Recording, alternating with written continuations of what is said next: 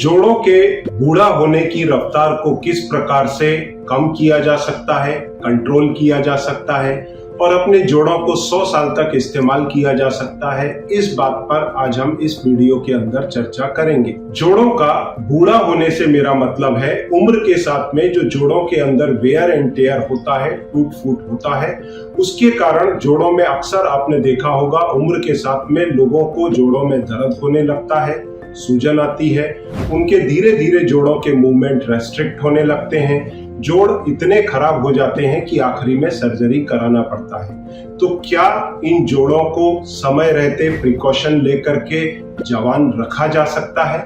जी हाँ, इस विषय पर आज हम इन लेंथ चर्चा करेंगे।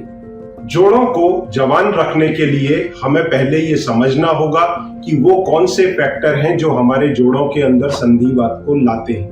सबसे पहला फैक्टर होता है उम्र, क्योंकि उम्र के साथ में हमारे शरीर में जो हार्मोन्स बनते हैं, चाहे वो महिला हो या पुरुष हो, वो हार्मोन हमारे जोड़, हमारे हड्डियों के लिए एक ब्लैंकेट का काम करते हैं और उम्र बढ़ने के साथ में धीरे धीरे आपके शरीर में हार्मोन्स बनना कम होते हैं और आपके जोड़ बूढ़ा होना शुरू कर देते हैं।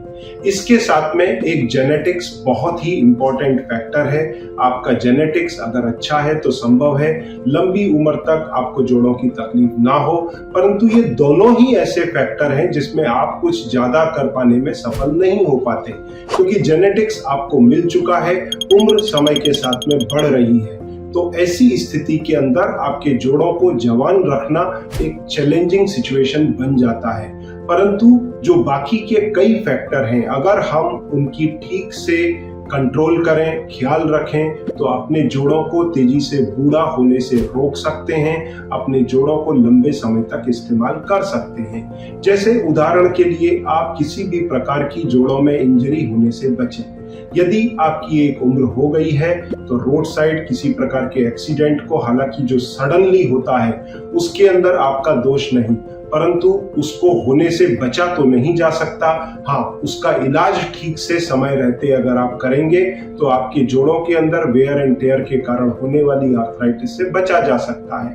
परंतु कई ऐसे फैक्टर हैं जिनको संभाल कर आगे बढ़ने से आप अपने जोड़ों को जवान रख सकते हैं।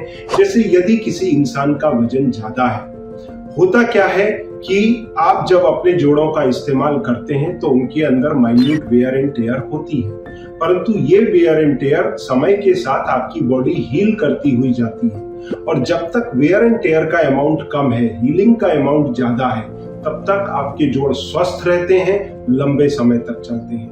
पर जैसे जैसे आपकी उम्र बढ़ती है, आपके शरीर की हीलिंग कैपेसिटी घटती है और वेयर एंड टेयर तो अपनी जगह पर हो ही रहा है। ऐसी स्थिति में जो मेन फैक्टर कंट्रीब्यूट करते हैं वो है आपका बॉडी वेट। अगर आपने वजन को काबू में रखा, आपके हाइट के हिसाब से बॉडी फिट रहे, तो ऐसी स्थिति में जो वजन के कारण आपके जोड़ों में वेयर एंड टेयर का अमाउंट बढ़ने लगता है, उसको आप घटा करके मैनेज कर सकते हैं कि उस हद तक आपकी बॉडी उसको डेली बेसिस पर रिपेयर कर सके, तो आपके जोड़ जवान रहेंगे। और वजन घटाने का सबसे अच्छा तरीका है आप फास्टिंग करें। अक्सर लोग वजन घटाने के लिए फास्टिंग के रास्ते की जगह भरपूर खाते हैं और फिर अपने बॉडी वेट के साथ में लंबी लंबी मैराथन रेस करते हैं। मैंने अक्सर लोगों को देखा है, कोई 10,000 स्टेप, कोई 20,000 स्टेप, कोई 25,000 स्टेप चलता है और फिर आकर के मेरे सामने बैठता है कि डॉक्टर साहब, वजन घटाने के लिए मैं कोशिश कर रहा था और अब तो ये घुटना ही दुखने लगा, जबकि मेरे घुटने में तो दर्द था ही नहीं। इसके कारण मैं 3 महीने से घूमने भी नहीं जा पा रहा। तो उनको ये समझना होगा कि अगर आपकी उम्र बढ़ रही है, आपका वजन ज्यादा है, तो आप एक तरफ खाकर दूसरी तरफ एक्टिविटी बढ़ाकर गेन 0 करते हैं। अगर आप अपने डाइट में एक मील कम कर दें तो उसमें 600 कैलोरी आप सेव करते हैं। ये 2 बार जिम जाने के बराबर है। तो पहला तरीका है अपने वजन को कंट्रोल रखें। दूसरा और इम्पोर्टेंट तरीका है अपने जोड़ों का मिसयूज करना बंद करें। जैसे लोग लंबे समय तक खड़े रहते हैं, खड़े होकर के महिलाएं किचन में कुकिंग करती हैं, या फिर अपने जोड़ों पर ओवर स्ट्रेसिंग, पालती मारकर बैठने की लोग जिद करते हैं एक समय के बाद, या आर्थराइटिस के मरीज। तो ऐसी स्थितियों से बचें। वजन ज्यादा होने का असर आपके स्पाइन पर भी आता है। आपके पेट में मात्र 2 बाई 2 इंच की मोटाई की लंबी हड्डी है, एक बाम्बू के जैसी, जैसा आप स्क्रीन पर देख पा रहे हैं। अगर इस पे आप वजन बढ़ा देंगे तो डेफिनेटली आपकी कमर में तकलीफ होना लाजमी है। उसी प्रकार गर्दन का हम मिसयूज करते हैं। आपको जानकर के सरप्राइज होगा, अगर आप अपनी गर्दन सीधी रखते हैं तो आपके गर्दन का एंगुलेशन फोर्स 0 है। वहीं अगर आप थोड़ी झुका लेते हैं किसी मोबाइल के लिए तो यहाँ आपकी गर्दन का एंगुलेशन फोर्स लगभग 5 kg तक हो जाता है।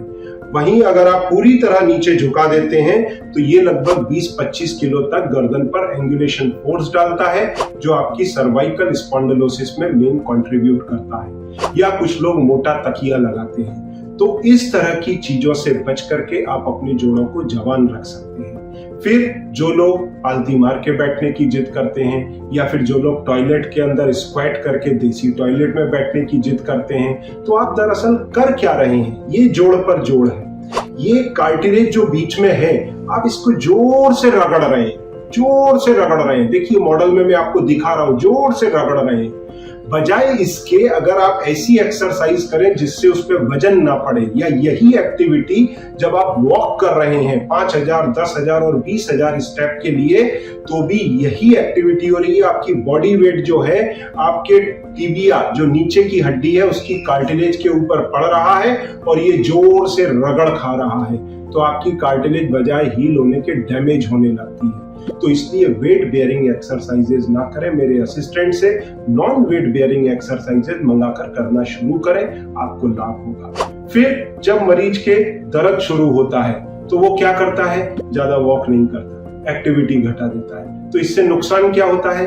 जोड़ की चारों तरफ की जो मांसपेशियां हैं उनकी ताकत घटने लगती है और फिर जोड़ों में आता है टेढ़ापन। ये टेढ़ापन मोस्टली 90% केसेस के अंदर बोइंग लेग के रूप में सामने दिखता है, जैसा आप फोटो में देख सकते हैं, और 10% लोगों में नॉक नी की डिफॉर्मिटी आती है।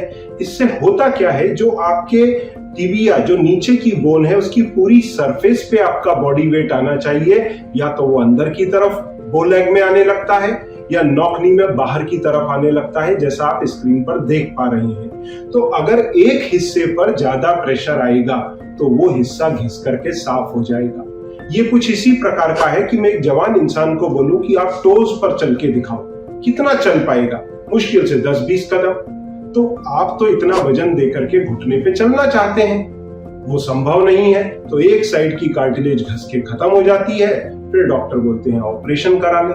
तो अगर आपको इस प्रकार की कोई समस्या है बो लेग की या नॉक नी की, तो आप इसको एक्सरसाइजेस के माध्यम से, इंसोल के माध्यम से, बेल्ट के माध्यम से जो मैंने ही डेवलप किया है बेल्ट, या फिर ब्रेस के माध्यम से जो मार्केट में उपलब्ध है, इन चारों चीजों के माध्यम से आप इस डिफॉर्मिटी को करेक्ट कर सकते हैं, जिससे आपके हड्डी के सरफेस पर इवन वेट आए और आपको चलते समय लंगड़ाना ना पड़े। तो मरीज को क्या करना चाहिए? पहले अपना वजन काबू में रखें, किसी प्रकार की इंजरी को होने से बचें, जोड़ों का ओवर यूज ना करें, जोड़ों को ओवर स्ट्रेस ना दें, अनवांटेड वॉक ना करें, जो जरूरी है उतना ही चले फिरें, अनवांटेड सीढ़ियां ना चढ़ें, पालती मार के ना बैठें, देसी टॉयलेट यूज ना करें। ये सारे प्रिकॉशन अगर आप लेते हैं, आप अपने जोड़ों को जवान रख सकते हैं। योगा करें, नॉन वेट बेयरिंग एक्सरसाइजेस करें, तो आप अपने जोड़ों को लंबे समय तक चला पाएंगे और वजन को ना बढ़ने दें, क्योंकि वजन बहुत ही इंपॉर्टेंट फैक्टर है और वजन 2 तरह से आपके जोड़ों पर असर डालता है।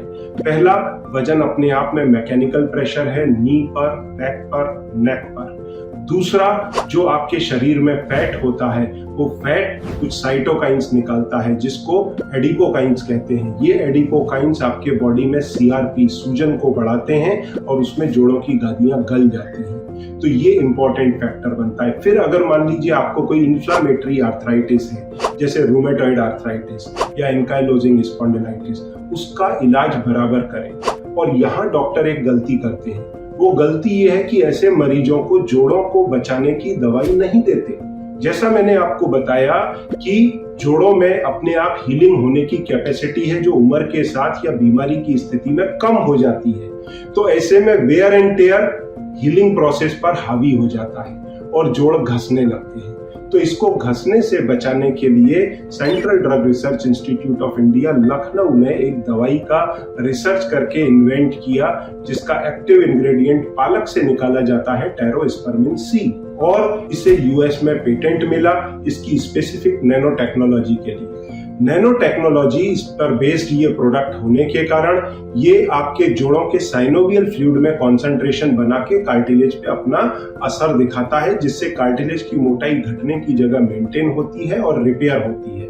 दरअसल आज मार्केट में जितने भी सप्लीमेंट उपलब्ध हैं, जैसे ग्लूकोजामिन सल्फेट, कॉन्ड्रेटिन, एमएसएम, डाइसेरिन या अन्य दूसरे, वो सब ब्लड रूट से काम करते हैं, इसलिए उनकी एफिकेसी ठीक से देखने में आती नहीं है। जबकि ये मॉलिक्यूल लिम्फेटिक रूट से काम करके आपके जॉइंट के अंदर साइनोवियल फ्लूइड में दवाई का कंसंट्रेशन बढ़ाता है, कार्टिलेज पर डिफ्यूजन के मेथड से काम करता है, कार्टिलेज सेल मल्टीप्लाई होते हैं, सेल की थिकनेस बनी रहती है। साथ में 4 स्टेप जैसी दवाई जो आपके दर्द और सूजन को काबू में रखती है, क्योंकि दर्द निवारक गोलियां आप लाइफ टाइम दे नहीं सकते। तो ये सारे स्टेप्स लेकर के आप अपने जोड़ों को बूढ़ा होने से बचाएं, 100 साल तक इस्तेमाल करें। इन नट एंड शेल अगर हम देखें, अगर आपको इस बीमारी को होने से बचाना है, संधिवात को, तो आपका वजन काबू में रखें, नॉन वेट बेयरिंग एक्सरसाइजेस करें, ओवर यूज ओवर स्ट्रेस से बचें। आप अपने जोड़ों को 100 साल तक इस्तेमाल कर पाएंगे। अब यदि आपको आर्थराइटिस की समस्या हो गई है तो आप अपना वजन कंट्रोल में रखें, डिफॉर्मिटी होने से बचें, नॉन वेट बेयरिंग एक्सरसाइजेस करें, ओवर यूज ओवर स्ट्रेस से बचें, हल्का गर्म सिकाई करें और जॉइंट फ्रेश और 4 स्टेप जैसी दवाइयों का सेवन करें। आप 100 साल तक अपने जोड़ों का इस्तेमाल कर पाएंगे या पूरे जीवन उनका इस्तेमाल कर पाएंगे, सर्जरी को अवॉइड कर पाएंगे। Thank you very much.